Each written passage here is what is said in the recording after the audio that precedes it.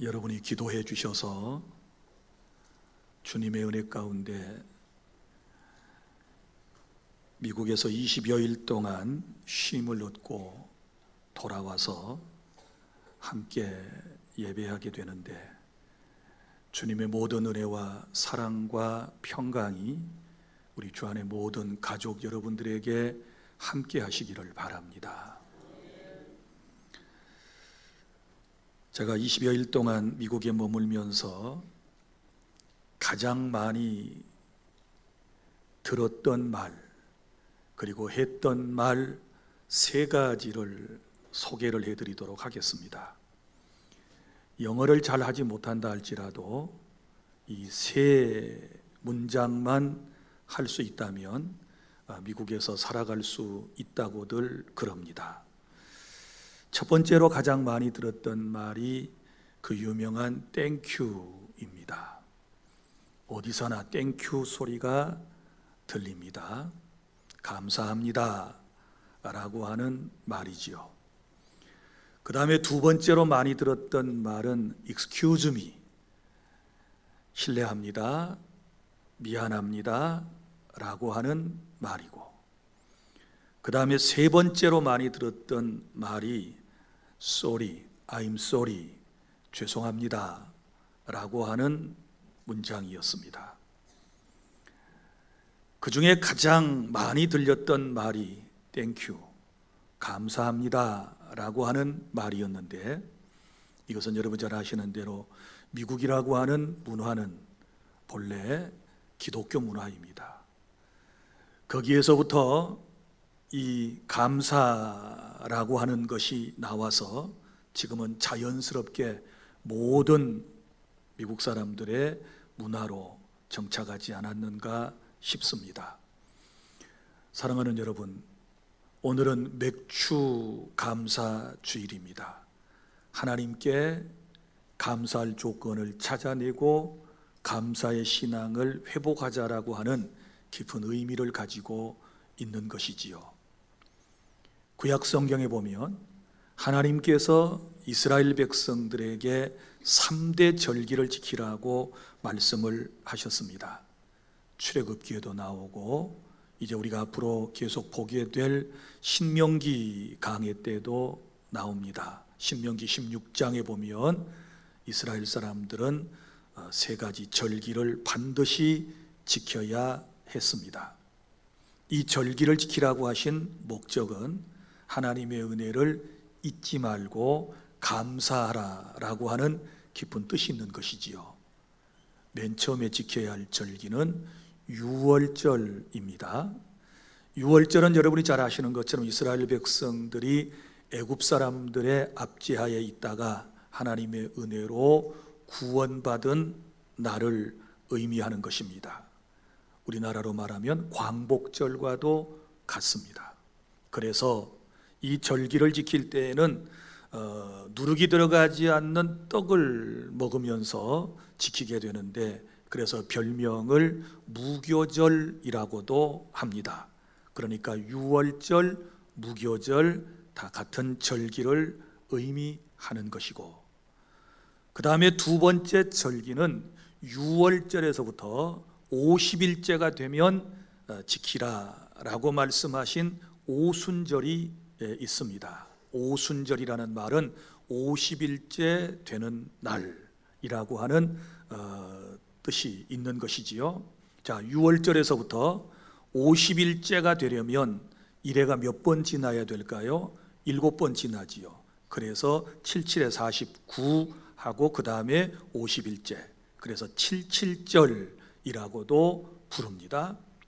뿐만 아니라 또 보리농사 혹은 밀농사를 하고 지키는 절기이기 때문에 이 절기를 맥주절이라고도 불렀습니다. 그러니까 오순절, 77절, 맥주절은 모두 한 절기를 말하는 것이고, 그 다음에 세 번째 지키는 절기가 있습니다. 이것을 수장절이라고도 말하기도 하고, 또 이 절기를 초막절이라고도 해요. 그러니까 가을 거지를 하고 하나님께 초막을 지어놓고 감사하며 지키는 절기, 그래서 수장절 혹은 초막절, 현대교회가 지키는 추수감사절의 원형이라고도 생각하시면 되겠습니다. 다시 말하지만 이 세 가지 절기를 지키라고 명령하신 까닭은 바로 하나님께서 이스라엘 백성들에게 베풀어 주신 은혜를 회상하고 잊지 말고 늘 감사하며 살아가는 사람들이 되어라 라고 하시는 하나님의 깊은 뜻이 있으신 것이지요. 사랑하는 여러분, 우리 교회는 지금 오늘 맥주감사주의를 지키고 있습니다. 이 맥주감사주일은 대부분 보통 교회들이 7월 첫 주일에 지키게 되는데, 이것은 미국의 선교사님들이 이 땅에 와서 복음을 전하고 교회를 이끌어 나갈 때 이 맥주감사절을 7월 1일로 정한 데서부터 모든 교회들이 전통적으로 지켜오고 있습니다. 여기는 깊은 뜻이 있는데요, 반년 동안 하나님이 베풀어 주신 은혜, 그리고 특별히 우리나라에는 이때가 되면 보리 농사를 했다가 거두는 절기잖아요. 그래서 보리 농사해서 거둔 것에 대한 감사, 그리고 반년 동안 하나님이 베풀어 주신 은혜를 회상하면서 감사하자. 그래서 맥주 감사주일을 7월 첫 주일에 보통 지키게 되었던 것입니다. 사랑하는 주 안의 성도 여러분, 난 오늘 여러분들이 하나님의 말씀을 들을 때 감사할 제목들이 새록새록 떠오르고 하나님께 진정한 감사를 드리는 복된 예배가 될 수 있기를 축복합니다. 어떤 은혜에 대하여 감사할까요?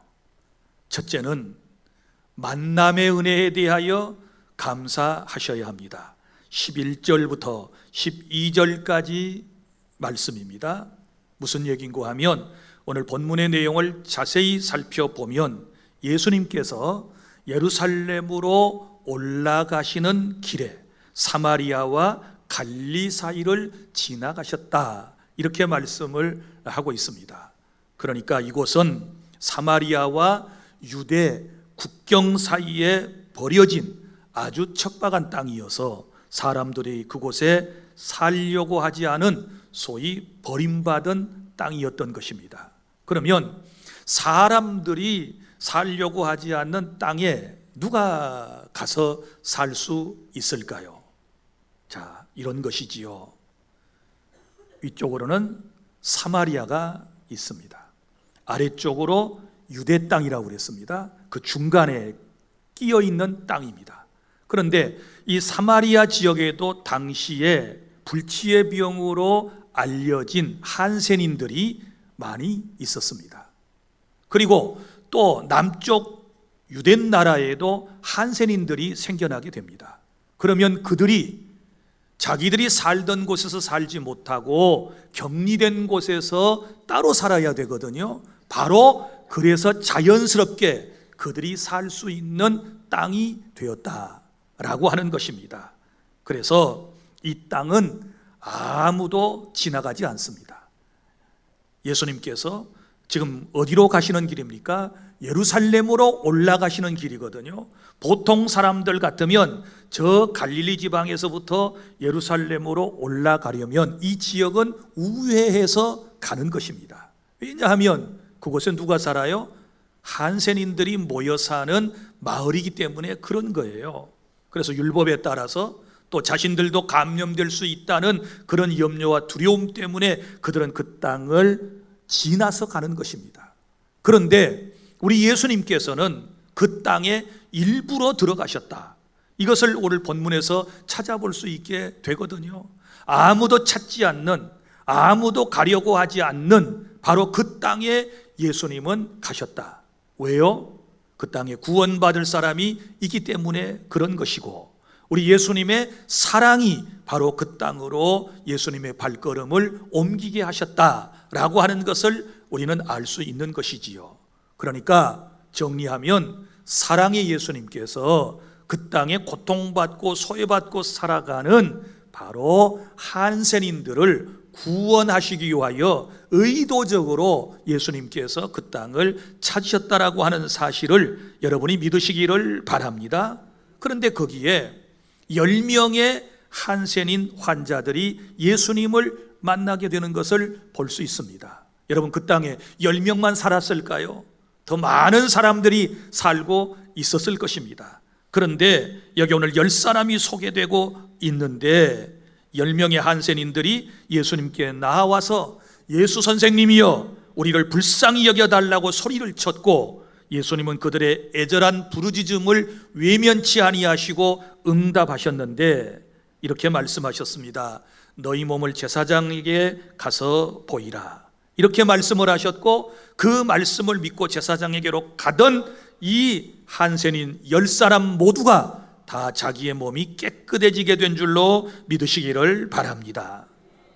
그런데 그들 가운데 이방 사람, 사마리아 사람만 예수님께 돌아와서 감사했고, 예수님은 그때 매우 서운한 마음을 그들에게 표현하시면서 일어나서 가라, 내 믿음이 너를 구원하였느니라, 이렇게 말씀을 하셨다라고 하는 것이 오늘 본문의 내용 전체인 것입니다. 사랑하는 성도 여러분, 여기서 예수님과 한센인들과의 만남은 너무 중요한 의미가 있는 것입니다.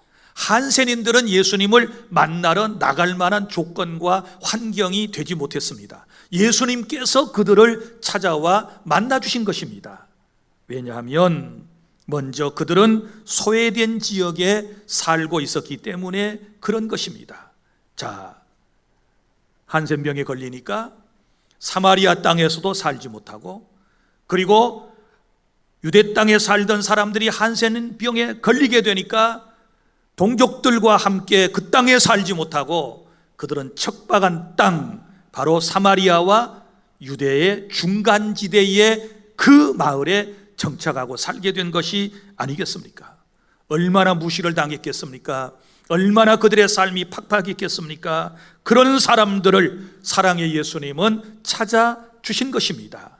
오늘 우리의 삶은 어떻습니까? 우리가 감히 하나님 앞에 나아갈 만한 그 어떤 조건도 갖추지 못했지만, 우리는 소외받고 우리는 버림받은 존재로서 이 세상을 살아가는 사람들이었지만, 우리 주님은 우리를 사랑하셔서 나를 찾아오셨고 나를 만나 주셨으니 이 은혜에 대하여 감사하실 수 있기를 바랍니다. 그리고 이 지역은 병에 걸려 고통받고 격리된 지역에 사는 사람들이었다는 것을 우리는 알 수 있습니다. 자, 여기 이제 나병이라고 오늘 본문에 표현되어 있습니다. 나병, 옛 성경에는 문둥병 이렇게 되어 있어요. 문둥병, 우리는 흔히 문둥병 이렇게 얘기를 했지 않았습니까? 그런데 이제 개정판 성경을 내면서 이 언어를 순화시키자 그래가지고 한문으로 나병이라고 표기를 해서 우리가 지금 그 성경을 보고 있는 것입니다. 그러나 현대인들이, 그리고 우리 한센인들이 요구하는 바는 나병이라고도 표현하지 말고 한센병 혹은 한센이라고 표현해 달라, 이렇게 지금 얘기를 하고 있습니다. 그들의 얘기를 우리는 존중해야 되리라고 생각을 합니다. 그럼 어떻게 해서 한센병이라고 하게 되었는가? 나병균을 최초로 발견한 사람이 누구인가 하면 한센이라고 하는 의사입니다. 그래서 최초로 그 병균을 발견한 사람의 이름을 따서 한센병에 걸려 고통받는 사람들을 한센인 이렇게 부르는 것입니다. 여러분들도 앞으로 참고해 주시기를 바랍니다. 그래서 이제 이 사람들은 당시에 난치병이었기 때문에 지금은 치료받을 수 있어요. 그리고 또 전염성이 매우 강한 질병이었단 말이에요. 자신도 모르는 사이에 감염이 되면 손발과 코가 떨어져 나가고 서서히 죽어가는 그런 병이 바로 이 한센병인 것입니다. 레위기서 13장 45절부터 46절에 보면 이 병에 걸리게 되면 가정에서 못 삽니다. 사회에서 살 수 없습니다. 그들은 자기가 살던 곳에서부터 버림을 받습니다. 그리고 오늘처럼 지정된 장소에 가서 그들은 그곳에 거주하며 죽을 때까지 혹은 병이 나을 때까지 살아야 했던 것입니다. 자, 아무리 중요한 직책을 가진 왕이라 할지라도 이 한센병에 걸리면 왕좌에서 쫓겨납니다. 우리 구약에서 그런 왕들을 볼 수 있습니다. 또 아무리 믿음이 좋은 사람이라 할지라도 이 한센병에 걸리게 되면 성전에 들어가서 하나님을 예배할 수조차도 없었던 것입니다. 여러분이 영화 벤허를 보셨나요? 벤허 그러면 생각나는 것이 무엇입니까? 여러분 그 마차를 타고 이제 경주하는 벤허 경기하는 모습이 머릿속에 떠오르게 될 것입니다. 그러나 그 영화의 주제는 그것이 아닙니다. 바로 예수 그리스도이시고 그 한 가족이 나병에 한센병에 걸려 가지고 이 토굴 같은 곳에 격리되어 살고 있지 않습니까? 그래서 이제 그 주다 베너가 주인공이 자기 어머니와 동생이 한센병에 걸려서 그곳에 격리되어서 토굴에 살고 있다는 얘기를 듣고 그곳에 가서 어떡합니까? 이제 줄을 타고 먹거리를 공급해주고 또 사람들도 줄을 타고 올라갔다 내려갔다 하는 그런 격리된 모습을 볼 수 있을 것입니다. 바로 그 주다 베너의 어머니와 그리고 동생이 예수님을 만나서 깨끗하게 치유되는 것이 하이라이트예요. 그것이 그 영화의 주제인 것입니다. 바로 예수님을 만나서 죽을 병에 걸렸던 가족이 구원받는 그런 주님의 역사를 그린 영화가 바로 베너라고 하는 영화입니다. 여러분이 보실 기회가 있다면 한 번 더 깊은 생각을 가지고 이 베너라고 하는 영화를 여러분이 보았으면 이해가 더 쉽게 될 것입니다. 사랑하는 여러분, 한 사람이 한센병으로 고통받고 소외된 가운데 비참한 인생을 살아가는 것은 바로 오늘날 우리들의 영적인 모습과도 같은 것입니다. 인간이 지은 죄로 말미암아 하나님과 격리되었고 격리된 인간 썩어져 냄새나는 이 육신의 질병보다도 더한 죄에 빠진 인간의 절망적인 상황이 바로 오늘 우리의 모습인 것을 기억하시기를 바랍니다. 아무도 죄인을 좋아할 사람이 없습니다. 아무도 방탕한 사람을 좋아할 이유가 없습니다. 그러나 우리 예수님은 비참하고 소외되고 고통받는 저와 여러분을 알고 찾아와 주셨고 그리고 오늘 만나 주셨고 나의 주님이 되셨고 우리의 예배의 대상이 되셔서 우리 가운데 지금도 함께하고 계심을 믿으시기를 바랍니다. 여러분, 세상에서의 인간과의 만남은 어떻습니까? 몇 가지 조건들이 있지 않습니까? 여러분들 나름대로 다 인복을 받는다 그러면서 사람을 잘 만나게 해주세요 할 때 여러분이 다 어떤 조건을 제시하지 않습니까? 좋은 사람 만나게 해주세요, 잘난 사람 만나게 해주세요, 돈 많은 사람 만나게 해주세요, 내게 이익을 줄 사람 만나게 해주세요, 나를 사랑해 줄 사람 만나게 해주세요. 우리 다 그렇게 기도하고 바라고 있지 않습니까? 그리고 그런 만남을 복된 만남이라고 우리는 말하고 있지 않습니까? 그러나 우리 예수님께서는 실패한 나를, 병든 나를, 고통받고 있는 나를, 주님은 못 배운 나를, 능력도 없는 나를 주님께서는 만나 주셨다. 할렐루야. 하나님의 놀라운 사랑을 받고 있음을 믿으시기를 바랍니다. 만남의 은혜. 여러분, 사람을 잘 만나는 것도 복 중의 복이지만 그보다 더 중요한 것은 내 삶에 그리스도를 만나는 것인 줄로 믿으시기를 바랍니다. 내가 예수님을 만나지 못했다면 내 인생은 어떻게 될까요? 여기 10사람의 한센인들이 주님을 만나지 못했다면 그들의 삶은 어떻게 끝났을까요? 비참했을 것입니다. 마찬가지입니다. 나 같은 죄인이, 나같이 못난 사람이, 허물투성이인 내가, 실패했던 내가 예수님을 만나지 못했다면 나라고 하는 존재가 어떻게 되었겠습니까? 죄 가운데서 헤매고 방황하다가 우리는 죽었을 것입니다. 그런데 주님께서 나를 알고 찾아와 주셨고 나를 알고 나의 주님이 되어 주셨고 여전히 나의 부족함과 못난 면들이 있음에도 불구하고 나를 사랑해 주시는 이 크신 은총에 대하여 진정한 감사가 있기를 바랍니다. 둘째로 구원의 은혜에 대한 감사입니다. 13절부터 14절까지 말씀입니다. 절망 속에 살아가는 인생에게 좋은 소식은 들려졌습니다. 여러분, 10사람의 한센이는 언제부터인가 어떤 사람 누군가를 통해서 나사렛 예수에 대한 소문을 들었을 것입니다. 나사렛 출신의 예수라고 하는 사람이 있는데 그가 자칭 하나님의 아들이라 그러고 그는 병든 사람을 고쳐주고 죽은 사람도 살려내고 외로운 사람들 그리고 사회에서 비난받고 사회에서 따돌림 받는 사람의 친구가 되신다라고 하는 이야기를 들었을 것입니다. 예수에 대한 소문을 듣는 순간부터 그들의 마음속에 희망이 꿈틀거리기를 시작했습니다. 나도 예수를 만나면 내 인생이 달라질 수 있을 거야. 내 삶에도 변화가 일어날 수 있을 거야 라고 하는 작은 희망이 마음속에서 꿈틀거리며 자라나기를 시작했습니다. 그런데 예수님께서 그들을 아시고 그 마을에 찾아오신 것입니다.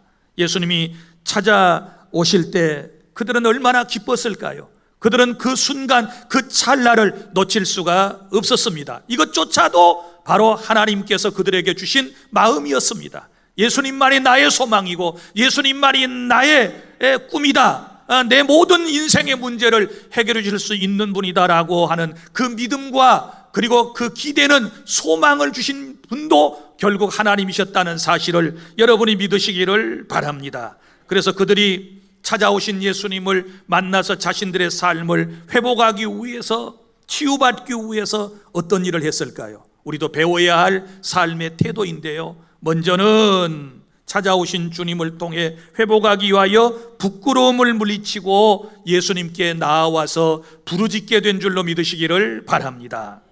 여러분 보세요, 나병 환자의 모습이 얼마나 부끄러웠겠습니까? 한센인의 모습이 얼마나 부끄러웠겠습니까? 그렇지요. 그러니까 이 다 뭉그러져 버린 손가락, 발가락, 그리고 코, 이목구비들, 이런 모든 것들을 다 감추고 다니잖아요. 그리고 눈만 겨우 내놓고 입술도 다 가리고 그렇게 그들은 살아왔던 것입니다. 왜 그래요?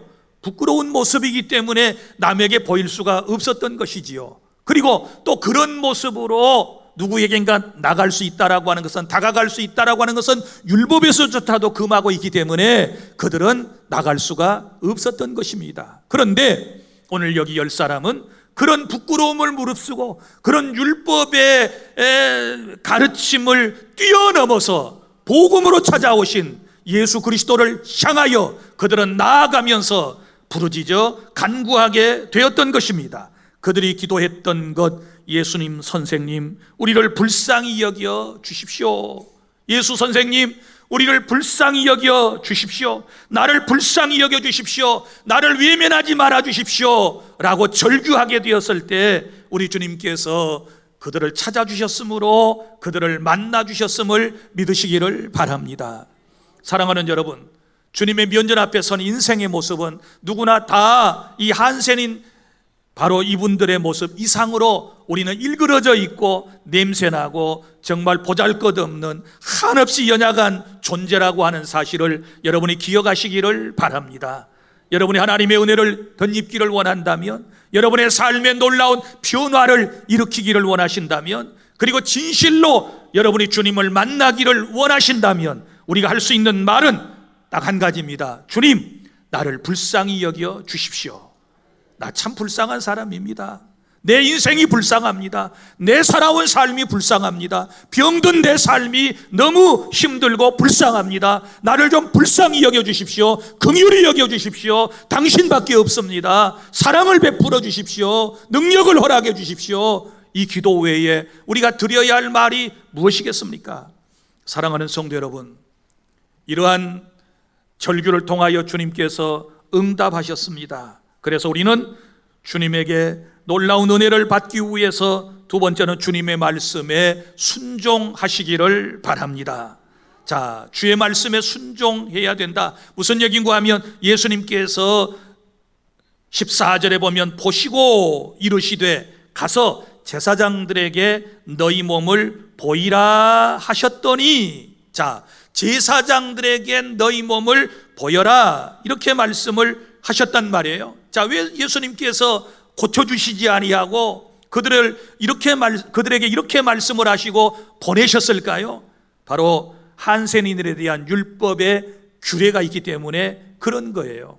하나님께서는 율법을 통하여 이제 특별히 제사장들에게 한센인인지 일반 피부병 환자인지를 구분할 수 있는 법령을 주셨어요. 먼저 말씀을 주셨단 말이에요. 그러니까 누군가가 몸에 피부에 어떤 종기가 생긴다, 물집이 생긴다, 반점이 생긴다 그러면 지금은 우리 의사에게 가지만 그때는 누구한테 가야 돼요? 제사장한테 가야 돼요. 그럼 제사장이 하나님께로 받은 율법을 펼쳐놓고 체크를 하는 것입니다. 그 율법에 따라서 어떤 반점이 생겼는가, 크기는 어떠한가, 색깔은 어떠한가, 그리고 농은 있는가 없는가, 이걸 다 체크한 다음에 결국은 누가 판결을 해내느냐? 제사장이 하나님의 말씀에 따라서 판결을 하는데 이렇게 할 수 있지요. 다 체크를 하더니 당신은 일반 오미입니다. 일반 피부병입니다. 걱정하지 마세요. 돌아가세요. 그러면 가는 거예요. 그런데 다 체크를 했는데 이게 한센병인 거예요. 그러면 당신은 한센인입니다 라고 선포하는 그 순간부터 집에도 못 가고 그들은 곧장 격리된 곳으로 가야 되는 것입니다. 또 격리된 곳에 있다가 어찌어찌해서 자기 병이 나았으면 나은 것 같다, 이런 이제 느낌을 받고 그런 자기들의 모습을 보았으면 누구한테 가야 돼요?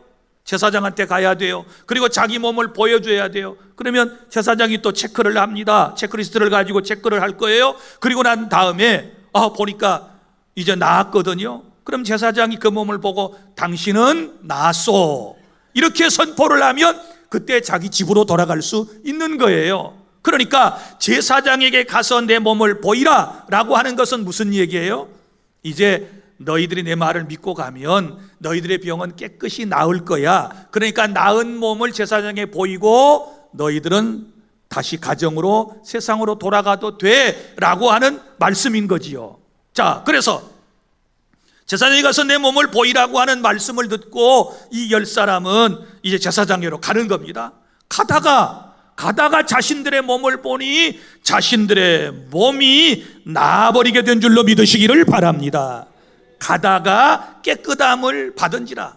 가다가 깨끗함을 받았다. 그러니까 주님의 말씀을 듣고 가다가 10사람 모두가 깨끗하게 나병에서부터 한센병에서부터 고침을 받게 되었다라고 하는 사실을 여러분 믿으시기를 바랍니다.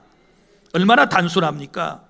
여러분이 교회에 와서 신앙생활 하시면서 하나님의 능력을 체험하기를 원하고 여러분이 병고침을 받기를 원하고 여러분의 삶이 진실로 회복되기를 원하신다면 하나님의 말씀을 듣고 그대로 따라서 해보세요. 그걸 순종이라고 그래요. 믿습니까? 그러면 저와 여러분의 삶에도 하나님의 능력이 나타나게 될 줄로 믿으시기를 바랍니다. 기독교의 신앙은 단순해요. 하나님이 우리에게 주신 말씀을 믿고 따르면, 순종하면 여러분 이 시대에도 저와 여러분에게 하나님의 놀라운 역사가 일어나게 될 줄로 믿으시기를 바랍니다. 그래서 나를 구원해 주신 이 놀라운 은총에 대하여 하나님께 감사하시고 영육이 치유되는 그런 은혜가 있기를 바랍니다. 셋째, 15절부터 19절까지 말씀입니다. 이제 이런 놀라운 은혜를 체험했으면 감사해야 하는 것이지요. 감사조차도 하나님의 은혜의 목록입니다. 왜냐하면 마땅히 감사할 제목이 있는데도 불구하고 감사하지 못하는 것은 은혜가 없기 때문에 그런 거예요. 그래서 감사의 은혜입니다. 여러분 보십시오. 10사람이 주님을 만나 자신의 소원이 이루어졌습니다. 그런데 이 10사람이 두 부류로 나누어지지 않습니까? 첫 번째는 한 사람이에요. 그러니까 1대 9예요. 한 사람은, 그들 가운데 한 사람은 자기의 병이 나은 것을 보고 예수께 돌아와서 감사했어요. 할렐루야. 이런 은혜가 여러분 가운데 있기를 바랍니다. 그러면 여기 한 사람, 감사했던 사람, 자, 별명이 뭡니까? 이방인. 별명이 뭡니까? 사마리아 사람입니다. 이 사람이 돌아와서 감사를 하는데 정리를 굳이 해드리자면 첫 번째 감사하는 모습을 보십시오. 첫 번째는 하나님께 감사. 믿습니까?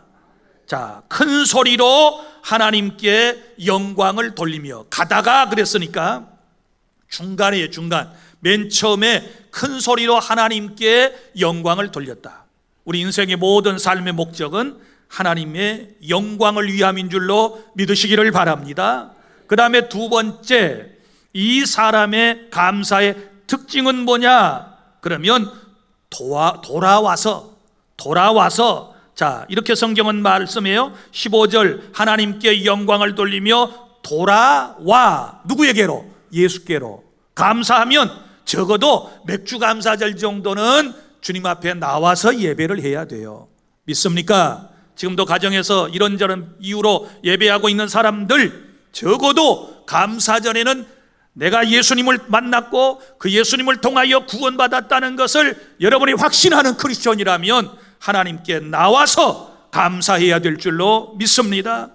그 다음에 세 번째, 이 감사의 특징은 뭘까요? 겸손이에요. 예수님의 발 아래 엎드려 감사하였다. 16절, 예수의 발 아래 엎드려 감사하니 그는 사마리아 사람이라. 엎드린다는 말은 겸손을 의미하는 것입니다. 여러분, 감사하는데 다 똑같은 게 아니에요. 어떤 사람 아주 교만하게 감사하는 사람이 있어요. 아주 뽐내면서 자기를 드러내면서 감사하다고 말하는 사람들이 있을 수 있어요. 나는 당신하고 달라. 당신은 힘들지. 그런데 나는 하나님께서 이렇게 응답해 주셨어. 나 이런 것도 체험했어. 자기를 뽐내면서 이런 감사 있을 수 있거든요. 그런데 여러분, 진정한 감사는 엎드리는 감사, 겸손한 감사인 줄로 믿으시기를 바랍니다. 신앙생활도 이래야 돼요. 믿습니까? 하나님의 은혜를 간증할 때도 이런 겸손함이 필요한 줄로 믿으시기를 바랍니다. 하나님께서 가장 싫어하는 사람이 누구일까요? 교만한 사람이에요. 안 믿는 사람, 그 다음에 교만한 사람이에요. 여러분, 겸손한 사람을 하나님은 기뻐하시고 겸손한 사람을 높이시고 겸손한 사람을 통하여 영광을 받아주실 줄로 믿으시기를 바랍니다. 그 다음에 이제 주님께서 말씀을 보십시오. 매우 섭섭해하는 장면을 볼 수 있지 않습니까?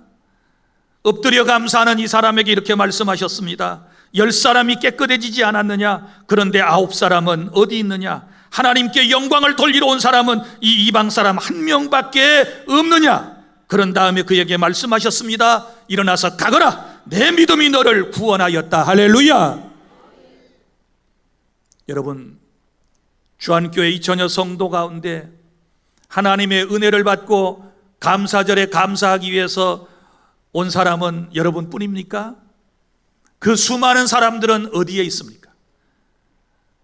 은혜 받았다라고 말하면서, 신앙생활을 한다고 말하면서 감사를 표현하는 사람이 적습니다.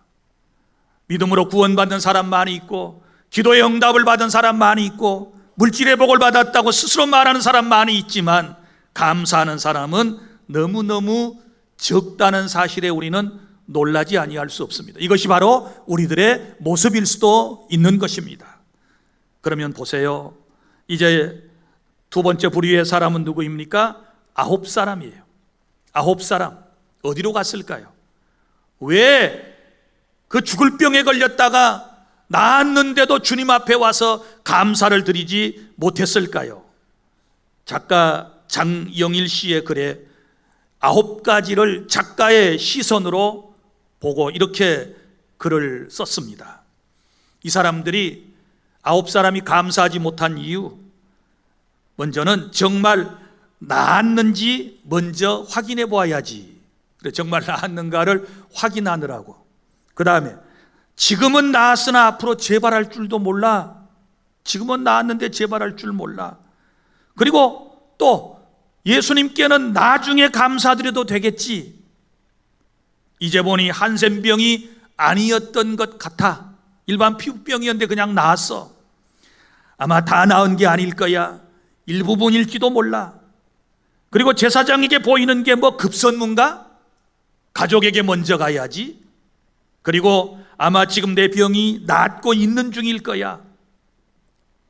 다른 랍비들도 이 정도는 할 수 있을 거야. 그리고 그분이 나를 위해 수고해 준 게 사실 아무것도 없잖아. 예수님이 사실 이 한센인들을 치유하시기 위해서 하신 일이 뭐가 있어요? 뭐 손가락 하나 움직이셨나요? 안수기도 해주셨나요? 뭐 기도 한 번 따뜻하게 해주셨나요? 그게 없잖아요. 그래서 예수님께 감사하러 오지 못했다. 여러분 어떻습니까? 병이 나았어요. 주님의 은혜로 치유를 받았습니다. 그런데 이렇게 생각합니다. 뭐 하나님이 고쳐주셨어? 요즘 의술이 좋아서 그렇지. 뭐 하나님이 내 병을 치유해 주셨어? 내가 건강관리 잘하고 약 꼭꼭 잘 챙겨 먹고 좋은 닥터 만나서 좋은 의술을 통하여 치유받은 것이지. 또 부자가 되고 난 이후에 이렇게 생각할 수 있어요. 무슨 하나님의 은혜야. 내가 열심히 다 일한 대가이고 노력의 대가이고 내 땀과 눈물의 대가가 오늘이 있는 것이지. 하나님이 뭘 도와주셨어? 또 좋은 사람과의 만남도 무슨 하나님이 만나게 해주셔? 나는 인복이 있어서 그런 거지. 내가 다 좋으니까 좋은 사람만 만난 것이지 무슨 하나님이 뭐 이런 복을 주셔가지고 내가 인복을 받았어? 어디 그뿐입니까? 사람을 내가 잘 만나고 누군가가 나를 도와주어서 그런 거지. 그 사람이 도와주어서 내가 여기까지 된 것이지. 내 아는 그 사람이 나의 멘토가 되어서 나의 마음을 따뜻하게 위로해주고 격려해 주어서 내가 회복한 것이지. 무슨 하나님이 그러셨어? 이렇게 말하는 분들도 있어요. 그러면 감사할 마음이 안 생기는 거예요. 깨달을 수 있기를 바랍니다. 그래서 의심을 하고 인간적인 생각을 가지면 한도 끝도 없이 우리의 신앙이 자꾸 떨어지고 우리는 불신자와 똑같은 삶을 살아가게 되는 거예요. 그러면 이제 여러분, 우리는 어떻게 감사할 수 있을까요? 제가 몇 가지를 여러분에게 제시를 해드리고 말씀을 맺고자 하는데, 첫째는 저와 여러분이 감사하려면은 모든 것이 다 하나님의 은혜라고 하는 믿음이 필요해요. 믿습니까? 지금까지 살아온 것, 과거에 살았던 것 다 하나님의 은혜였어. 숨 쉬는 순간 모든 것 다 하나님의 은혜였어. 이런 믿음이 우리에게 있어야 될 줄로 믿으시기를 바랍니다. 우리는 하나님의 절대 주권을 믿습니다. 하나님이 허락하시지 아니하면 이 세상은 돌아갈 수가 없습니다. 하나님의 은혜로 내가 살고 있다. 이 믿음이 먼저 있어야 돼요. 그리고 또 하나는 감사는 미루지 않고 즉시해야 하는 것이다. 오늘 여기 한 사람, 고침을 받은 사람의 모습을 보십시오. 감사하러 온 사람의 모습을 보십시오. 그는 가다가 하나님께 영광을 돌리고 즉시로 예수님께 돌아와서 감사했다. 감사를 미루면 안 되는 거예요. 나중에 하리라, 차차 하리라, 이래 가지고는 안 되는 거예요. 여러분이 어느 순간인가 감사하는 마음이 딱 들어왔으면 그때 여러분이 감사를 표현해야 될 줄로 믿습니다. 그리고 감사는 크게 해야 돼요. 오늘 본문에 보면 소리를 높여 13절, 또 15절에 큰 소리로, 이런 표현이 나와요. 신앙은 마음에 믿고 확신한 바를 표현하는 거예요. 그래서 신앙은 표현이라고 그러지 않습니까? 마음으로 믿어 의에 이르고 입으로 시인하여 구원에 이르는 거예요. 하나님께 감사할 때도 우리의 표현이 필요한 거예요. 그래서 큰 소리로 하나님께 감사했다. 믿음의 특징은 감사입니다. 믿음이 있느냐 없느냐는, 이 사람의 믿음이 참된 믿음이냐 아니냐는 감사가 있느냐 없느냐로 우리가 판가름할 수가 있는 거예요. 큰 믿음을 가지면 감사하게 될 줄로 믿습니다. 이런 은혜가 있기를 바랍니다. 그리고 또 감사라고 하는 것은 자신의 행복을 위한 마중물인 것을 알고 감사하시기를 바랍니다. 무슨 얘긴고 하면 우리 여름에 시골에 펌프기가 있잖아요. 물을 지하에서 끌어올리는 펌프기. 안 쓰고 놔두면 물이 밑으로 쑥 빠져가지고요, 물이 잘 안 올라옵니다. 그러면 지혜로운 사람들은 그 옆에다가 물통을 놓고 거기 바가지 하나를 놓습니다. 물이 안 나오면 몇 바가지 위에다가 부어가지고 까딱까딱하게 되면 아래 있는 물이 올라오는 그 물을 마중물이라고 그래요. 자, 감사가 뭐와 같은가? 마중물과도 같다. 감사하면 더 큰, 더 많은 감사가 우리에게 생기게 될 줄로 믿으시기를 바랍니다. 여기 한 사람이 감사했을 때 예수님이 맨 마지막 절에 보세요. 뭐라고 말씀하셨습니까? 일어나 가라! 내 믿음이 너를 구원하였느니라. 할렐루야. 앞에 나온 9사람은 제가 생각하기로는 육신의 병만 고침을 받았지 온전한 구원까지는 이르지 못한 것 같습니다. 이처럼 감사하면 우리 하나님께서는 영육에 넘치는 을 더 많이 우리에게 베풀어 주실 줄 믿으시기를 바랍니다. 더 좋은 일들, 더 많은 복을 받기를 원하신다면 날마다 감사가 내 자신의 행복을 위한 마중물인 것을 알고 이제부터 감사를 실천에 옮길 수 있기를 바랍니다. 그리고 또 하나 어떻게 감사할까요? 생각을 바꾸세요. 생각을 바꾸세요. 늘 여러분에게 말씀을 드린 거 있어요. think 하면 땡큐하다. think, 생각하면 땡큐가 나오는 거예요. 여러분, 어느 한센인들이 모여 사는 마을 안에 게시판에 이런 글이 쓰여져 있다고 그럽니다. 잃어버린 것 원망하지 말고 남은 것 감사하라.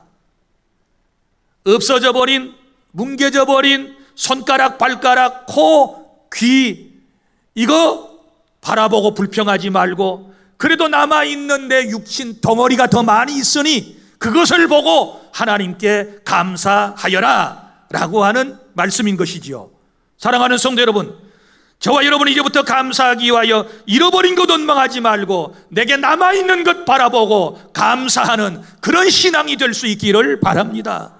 생각해 보면 다 잃어버린 것 같지만 남아있는 게 훨씬 더 많다는 사실을 우리는 알게 될 것입니다. 남아있는 게 더 많이 있어요. 생각해 봐요. think 하면 땡큐가 나올 거예요.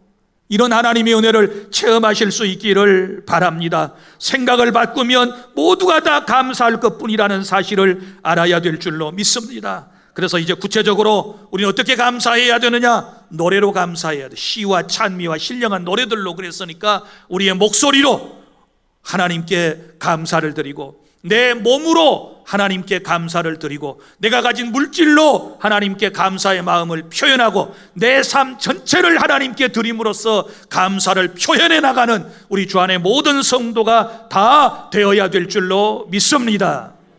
이제부터 원망 불평은 끝장을 내고 7월 첫 주일 오늘부터 감사로 여러분이 하반기를 시작하실 수 있기를 바랍니다. 이제 말씀을 맺습니다. 소망 없는 가운데 살아가던 나를 찾아오신 주님께 감사하시기를 바랍니다. 절망 가운데 살아가던 나를 찾아와 만나주시고 내 삶을 변화시켜 주신 주님께 감사하는 저와 여러분이 될 수 있기를 바랍니다. 내 인생의 가장 소중한 만남은 주님과 나와의 만남임을 기억하고 감사하시기를 바랍니다. 아무리 좋은 남편과 아내를 만나고 아무리 좋은 이웃을 만났다 할지라도 예수님을 만나지 못했다면 그 인생은 구원받을 수가 없는 것입니다. 예수님을 만난 것이 가장 큰 하나님의 은혜인 것을 알고 그리고 만난 그 주님께서 내 소원을, 내 평생 소원을, 내 일생의 소원을 다 해결해 주신다는 사실을 믿고 또 해결해 주신 것을 믿고 감사하시기를 바랍니다. 이제 그 은혜를 깨달았으면 어떻게 감사해야 되나요? 큰 소리로 하나님께 영광을 돌리며 감사합시다. 다른 사람들 은혜 받고 자신의 길로 가버렸을지라도 나만은 하나님의 은혜에 대하여 감사해야 될 줄로 믿으시기를 바랍니다. 우리를 구원하신 주님께서 우리에게 마지막으로 주신 말씀, 일어나 가라. 일어나 가라. 이건 미션이에요. 자, 일어나 가라. 왜 일어나 가라고 말씀을 하셨을까요? 내 믿음이 너를 구원하였다. 네가 믿음으로 구원받은 사실을, 네가 믿음으로 내 인생이 치유되고 회복된 사실을 가서 전하라는 것이지요. 다른 사람에게 가서 전해주어라. 이것이 오늘 중요한 주님의 말씀인 줄로 믿으시기를 바랍니다. 세상에서 죄악 가운데서 방황하고 헤매이며 소외받고 따돌림받고 눈물 속에 살아가던 나를 찾아오신 주님께서 나를 구원해 주시고 예수 안에 살게 해주시고 하나님의 아들과 딸이 되게 해주셔서 이제는 저 영원한 하나님의 나라를 바라보고 살아가는 인생이 된 이 놀라운 사실을 세상에 나가서 전해 주시기를 바랍니다. 기도하겠습니다.